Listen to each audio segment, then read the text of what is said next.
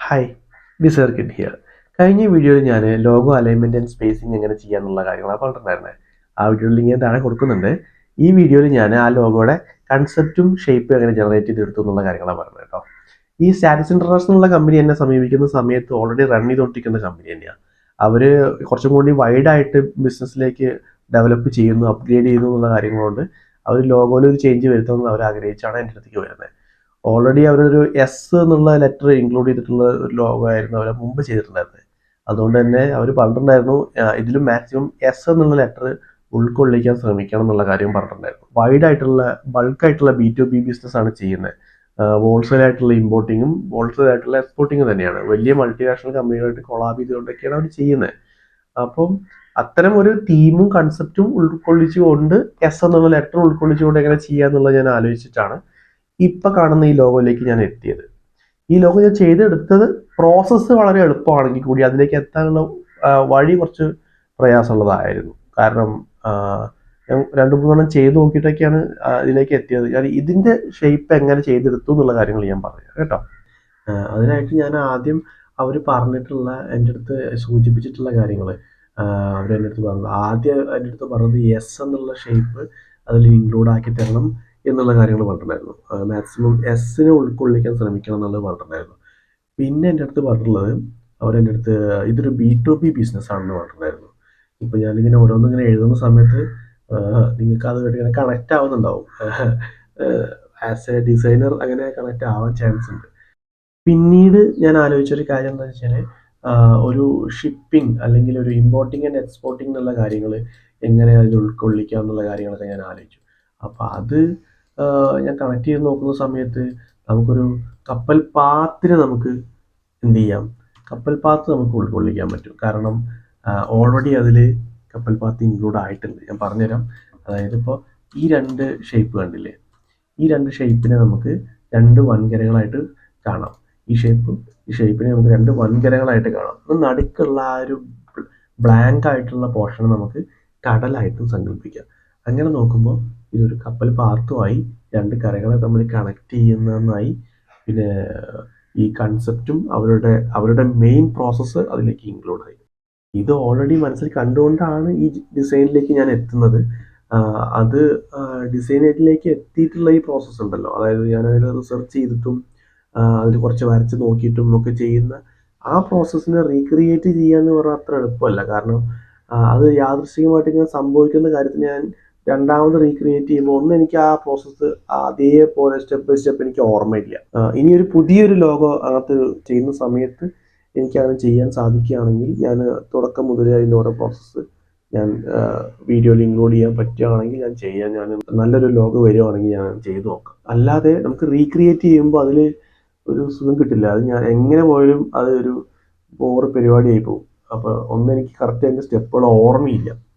അപ്പോൾ ഇനി അത് എങ്ങനെ ഞാൻ ഈ ഷേപ്പ് ജനറേറ്റ് ചെയ്ത് എടുത്തു എന്നുള്ളത് ഞാൻ കാണിക്കാം. അതായത് ആദ്യം ഞാനൊരു ഒരു സ്ക്വയർ ഞാൻ ക്രിയേറ്റ് ചെയ്തു. ഈ സ്ക്വയർ ക്രിയേറ്റ് ചെയ്തതിന് ശേഷം അതിന് ഞാൻ ഇങ്ങനെ കണ്ടോ, ഇങ്ങനെ ടേൺ ചെയ്ത് വെച്ചു. ടേൺ ചെയ്ത് വെച്ചതിന് ശേഷം ഈ കളർ പിക്ക് ചെയ്തുകൊണ്ട്, ബാക്ക്ഗ്രൗണ്ട് കളർ പിക്ക് ചെയ്തുകൊണ്ട് ഞാനൊരു റെക്റ്റാങ്കിൾ വരച്ചു. റെക്റ്റാങ്കിൾ വരച്ചിട്ട് ഞാനിത് ഇതിൻ്റെ സെൻറ്റർ അലൈൻ ചെയ്ത് വെച്ചല്ലോ. ഇനി ഞാനതിനെ ലൈനാക്കി മാറ്റിയിട്ട് അതിൻ്റെ തിക്നെസ് കുറച്ച് കൂട്ടിയല്ലോ. ഇനി ഞാനതിൽ എന്ത് ചെയ്തു, ഈ ലൈന് ഞാൻ ടോട്ടലി പഴയ പോലെ തന്നെ ആക്കി. ഇനി ഇതിനെ എനിക്ക് എന്ത് ചെയ്യാം, കണക്ട് ചെയ്യാം. ഇങ്ങനെ കണക്ട് ചെയ്യാം, ഇങ്ങനെ കണക്ട് ചെയ്യാം. കണ്ടാ, ഈ ലൈനിനെ സെൻറ്ററായിട്ട് ഞാൻ അലൈൻ ചെയ്തു. ഇപ്പോൾ നോക്കിയേ, കണ്ടാ. ഇനി ഞാൻ ഇതിലെ ഈ ലൈനുകളെ ഞാൻ ഷേപ്പാക്കി കൺവേർട്ട് ചെയ്യണം. അതിന് മുമ്പ് ഞാൻ എന്ത് ചെയ്തു, ഇതിനെ ഒരു കോപ്പി ചെയ്തിട്ട് എടുത്തു വെച്ചു. കാരണം ഈ പ്രോസസ്സിൽ എന്തെങ്കിലും മിസ്റ്റേക്ക് പറ്റിക്കഴിഞ്ഞാൽ എനിക്ക് ഇവിടെ ഇതുണ്ട്. അപ്പോൾ ഈ ലൈൻസിനെ ഞാൻ എന്ത് ചെയ്തു, എടുത്തു ഞാനതിനെ ഷേപ്പാക്കി മാറ്റുന്നു. ഇതിനകത്ത് ഈ റെക്റ്റാങ്കിൾ സെലക്ട് ചെയ്തതിന് ശേഷം ഇതിൻ്റെ വിഡ്ത്ത് കൂട്ടിക്കഴിഞ്ഞതിന് ശേഷം ഇത് ടോട്ടൽ സെലക്ട് ചെയ്തിട്ട് ഷേപ്പ് ബിൽഡർ ടൂൾ എടുത്തിട്ട് നമ്മൾ ആ വൈറ്റ് ആയിട്ട് കാണുന്ന പാത്ത്, എസിൻ്റെ പാത്ത് നമ്മൾ ഇറേസ് ചെയ്ത് കളയുക. കണ്ടോ? കെയർഫുള്ളായിട്ട് ചെയ്യാം. ഓക്കെ. ഇനി ഇതിനകത്ത് ഈ റെഡ് ആയിട്ടുള്ള ഏരിയ മാത്രം ഞാൻ കോപ്പി ചെയ്ത് മാറ്റി വയ്ക്കുകയാണ്. കണ്ടോ? ഞാനത് നമ്മുടെ ലോഗോൻ്റെ അടുത്ത് കൊണ്ടുവയ്ക്കുകയാണ്. പെട്ടെന്ന് മനസ്സിലാവുകയും ചെയ്യും, മാറ്റങ്ങൾ പെട്ടെന്ന് അനലൈസ് ചെയ്യാൻ പറ്റാം കേട്ടോ. ഇനി ഇതിനകത്ത് ഈ ഷാർപ്പായിട്ടുള്ള ഏരിയാസൊക്കെ ഒന്ന്, ഇവിടെ ഒരു പോയിന്റ് ഉണ്ട്, അതിനെ പെൻ ടൂൾ എടുത്തിട്ട് ജസ്റ്റ് കൊണ്ടുവച്ച് കഴിഞ്ഞാൽ കണ്ടോ മൈനസായി കളഞ്ഞു. ഇനി നമുക്ക് ഏറ്റവും ഷാർപ്പായിട്ടുള്ള ഏരിയാസ് മാത്രം ഒന്ന് സെലക്ട് ചെയ്യാം കേട്ടോ. സെലക്ട് ചെയ്തതിന് ശേഷം കോർണറിങ്ങിനെ ബെൻഡ് ചെയ്തു. കണ്ടോ? അവിടെ പോയി സ്റ്റോപ്പ് ചെയ്തു. ഇനി ഈ ഒരു ബാക്കിയുള്ള ഏരിയാസ് നമുക്ക് ബെൻഡ് ചെയ്യാൻ ബാക്കിയുള്ള കുറച്ച് ഏരിയാസ് നമ്മൾ പതുക്കെ ഷേപ്പ് ചെയ്ത് എടുക്കുക. ഇതാണ് നമ്മുടെ ലോഗോയുടെ ഫൈനൽ ഔട്ട് വരുന്നത്. ഇനി ഇതിനകത്തൊരു കാര്യം കൂടി ചെയ്യാനുണ്ട്. എന്താണെന്ന് വെച്ച് കഴിഞ്ഞാൽ, ഇപ്പോൾ നമ്മളൊരു ഷേപ്പ് ക്രിയേറ്റ് ചെയ്തു. ഷേപ്പ് ക്രിയേറ്റ് ചെയ്തത് ബെൻഡ് ചെയ്തു. ബെൻഡ് ചെയ്തതിന് ശേഷം നമ്മളിതിനെ വലുതാക്കുകയോ ചെറുതാക്കുകയോ ചെയ്ത് കഴിഞ്ഞാൽ ആ ബെൻഡിൻ്റെ അളവ് അവിടെ തന്നെ സ്റ്റേബിളായി നിൽക്കുന്നത് കാണാം. കാണിച്ചുതരാം. കണ്ടോ? ബെൻഡ് സെയിം, ആ ചെറിയ ലോഗോയ്ക്ക് എത്രയാണോ ബെൻഡ് വരുന്നത് ആ അളവ് തന്നെ മെയിൻറ്റെയിൻ ചെയ്തുകൊണ്ടിരിക്കുക. അപ്പോൾ ഇങ്ങനെ വന്നു കഴിഞ്ഞാൽ നമ്മളെ ലോഗോ വേറൊരാൾ എടുത്തിട്ട് വലുതാക്കി പ്ലേസ് ചെയ്യാൻ നോക്കുമ്പോൾ അതിൻ്റെ ഷേപ്പ് മാറിപ്പോകും. അപ്പോൾ അങ്ങനെ സംഭവിക്കാണ്ടിരിക്കാനായിട്ട് ഇതിന് ഈ പാത്ത് ഫൈൻഡർ സെലക്ട് ചെയ്യുക. ഈ ഫസ്റ്റ് ഷേപ്പ് മോഡ് എടുത്തിട്ട് ക്ലിക്ക് ചെയ്യുക. ക്ലിക്ക് ചെയ്യുന്നതോടുകൂടി സ്കെയിൽ ചെയ്യുന്നതിനൊപ്പം തന്നെ അതും സ്കെയിലായി വരുന്നത് കാണാം. ഇനി ആ ബെൻഡിങ് നമ്മൾ എത്ര സ്കെയിൽ ഔട്ട് ചെയ്താലും സ്കെയിൽ അപ്പ് ചെയ്താലും ഷേപ്പിൽ നിന്ന് മാറിപ്പോവില്ല. അപ്പം അങ്ങനെയാണ് ലോഗോ ചെയ്യുമ്പോൾ ശ്രദ്ധിക്കേണ്ട ഒരു കാര്യമാണത്. ഇനി ഇതും അതുപോലെ ചെയ്യാം. കേട്ടോ? ഇതിനകത്തുള്ള ഞാൻ ഉപയോഗിച്ചിട്ടുള്ള ടൂൾസ് ആയാലും ഐഡിയാസ് ആയാലും ഒക്കെ നമുക്ക് വേറെയും പല രീതിയിൽ ഉപയോഗിക്കാവുന്നതാണ്. ഇതിൻ്റെ ഫൈനൽ ഔട്ട് പക്ഷേ നമ്മുടെ ഉള്ളിൽ വേണം. ഇതെങ്ങനെയാണ് വരുന്നതെന്ന് വെച്ച് കഴിഞ്ഞാൽ, ഒന്ന് നമ്മൾ ഒബ്സർവേഷൻ, നമ്മൾ റിസർച്ച്, അവർ പറഞ്ഞിട്ടുള്ള കാര്യങ്ങൾ വെച്ചിട്ടുള്ള കണക്ട് ചെയ്ത് നമ്മൾ റിസർച്ച് ചെയ്യുന്നു. അവർ പറഞ്ഞിട്ടുള്ള കൺസെപ്റ്റുകളും അവർ പറഞ്ഞിട്ടുള്ള ആവശ്യങ്ങളും അവരുടെ നീഡെല്ലാം നമ്മൾ മനസ്സിൽ വെച്ചുകൊണ്ട് നമ്മൾ റിസർച്ച് ചെയ്യുന്നു. അതിലുപരി നമ്മളുടെ പേഴ്സണൽ ആയിട്ടുള്ള റെഗുലറായിട്ട് നമ്മൾ ചെയ്തുകൊണ്ടിരിക്കുന്ന ഒബ്സർവേഷൻ. ഇപ്പോൾ ഈ ഡിസൈൻ മേഖലയിലുള്ള എല്ലാവരോടും എനിക്ക് പറയാനുള്ള ഒരു കാര്യം എന്താ വെച്ച് കഴിഞ്ഞാൽ, നമ്മൾ ഒബ്സർവ് ചെയ്യണം.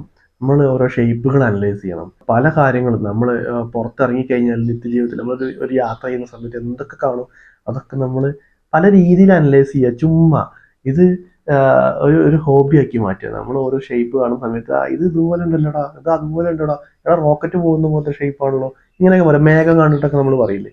അപ്പം ഒരു തവള ഇരിക്കുന്ന പോലെയുണ്ട്, ആ മുയലിരിക്കുന്ന പോലെയുണ്ട് എന്നൊക്കെ പറയും. അപ്പം അതല്ലാണ്ട് തന്നെ ഒരുപാട് എലിമെന്റ്സുകൾ നമ്മുടെ കണ്ണിൻ്റെ മുന്നിൽ കൂടെ പോകുന്നുണ്ട്. അപ്പോൾ ഇതിനൊക്കെ നമ്മൾ കണക്ട് ചെയ്തുകൊണ്ടും തിങ്ക് ചെയ്തുകൊണ്ടൊക്കെ നമ്മളൊരു സ്റ്റൈലാക്കി ഹോബിയായിട്ട് മാറ്റുക, നമ്മുടെ ഹാബിറ്റാക്കിയിട്ട് മാറ്റുക. അതിലൂടെ നമ്മൾ വർക്ക് ചെയ്യുന്ന സമയത്ത് നമ്മളിതൊക്കെ സഹായിക്കും. അപ്പോൾ ഇങ്ങനെ ഒരു ഫൈനൽ ഔട്ട് നമ്മുടെ ഉള്ളിലേക്ക് വരും. ഇതിൽ നിന്ന് നമ്മൾ പ്രോപ്പറായിട്ട് അലൈൻമെൻറ്റ് ചെയ്ത് പ്രോപ്പറായിട്ട് അതിൻ്റെ അളവുകൾ തെറ്റാണ്ട് ഈക്വലായിട്ട് എങ്ങനെ ചെയ്യുന്നു എന്നുള്ള പ്രോസസ്സ് മാത്രമാണ് ഞാൻ കാണിച്ചത്. ഇതിലേക്ക് എത്തുന്ന വഴി വളരെ വളരെ വലുതാണ്. കാരണം അതിനൊരുപാട് റിസർച്ച് ചെയ്യണം. അവർ പറഞ്ഞ കൺസെപ്റ്റ് അതിലേക്ക് ഇൻക്ലൂഡ് ആവുന്നുണ്ടോ നോക്കണം. അപ്പോൾ അതിനുവേണ്ടി അവർ പറഞ്ഞിട്ടുള്ള തോട്ട്സും അവരുടെ നീഡും വെച്ചുകൊണ്ട് അത് മുന്നിൽ നിർത്തിക്കൊണ്ട് നമ്മൾ റിസർച്ച് ചെയ്യണം. അപ്പോൾ നമുക്ക് നല്ലൊരു ഔട്ട് കിട്ടും. എല്ലാത്തിലുപരി അവർ സാറ്റിസ്ഫൈഡ് ആവുക എന്നുള്ളതാണ്. എപ്പോഴും നമ്മൾ ചിന്തിക്കേണ്ടത്, ഇത് ചെയ്യുന്നത് നമ്മുടെ ലോഗോ അല്ല, അല്ലെങ്കിൽ നമ്മുടെ ഡിസൈൻ അല്ല, നമുക്ക് വേണ്ടിയുള്ള ഡിസൈൻ അല്ല. ഇത് അവർക്ക് വേണ്ടി, അവരുടെ ഇഷ്ടങ്ങൾക്ക് വേണ്ടി, അവരുടെ ആഗ്രഹം പോലെ അവർക്ക് വേണ്ടി ചെയ്യുന്ന ലോഗോ ആണ്. അത് അവരുടെ ലോഗോയാണ്. അപ്പോൾ അത് അവർക്ക് വേണ്ടിയുള്ള പോലെ ചെയ്യാം. മാക്സിമം നന്നാക്കുക. ഒരു ബ്രാൻഡ് എന്നുള്ള രീതിയിൽ പബ്ലിക്കായിട്ട് വരുന്ന സമയത്ത് നമ്മൾ ചെയ്താന്ന് പറയാൻ കഴിയുന്ന രീതിയിൽ അതിനെ മാറ്റിയെടുത്തിട്ട് കുറച്ചൊക്കെ അവരെ കൺവിൻസ് ചെയ്തും നമുക്ക് ചെയ്യാം. എന്നാലും എപ്പോഴും തോട്ട് നമ്മുടെ ഉള്ളിൽ വേണം. ഇത് അവർക്ക് വേണ്ടിയുള്ള ലോഗോയാണ്, ഇത് അവരുടെ ലോഗോയാണ് നമ്മൾ ചെയ്യുന്നത്. അതിൽ നമ്മുടെ ഇഷ്ടങ്ങൾ അതിലേക്ക് കുത്തി നിറയ്ക്കാൻ ശ്രമിക്കാതിരിക്കുക. അപ്പോൾ വീഡിയോ ഇഷ്ടപ്പെട്ടെന്നുണ്ടെങ്കിൽ നിങ്ങൾ ലൈക്ക് ചെയ്യുക, ഷെയർ ചെയ്യുക, നിങ്ങളുടെ സുഹൃത്തുക്കളായിട്ടുള്ള ഡിസൈനേഴ്സ് ഷെയർ ചെയ്യുക, അഭിപ്രായങ്ങൾ കമൻറ്റ് ചെയ്യൂ. Thank you.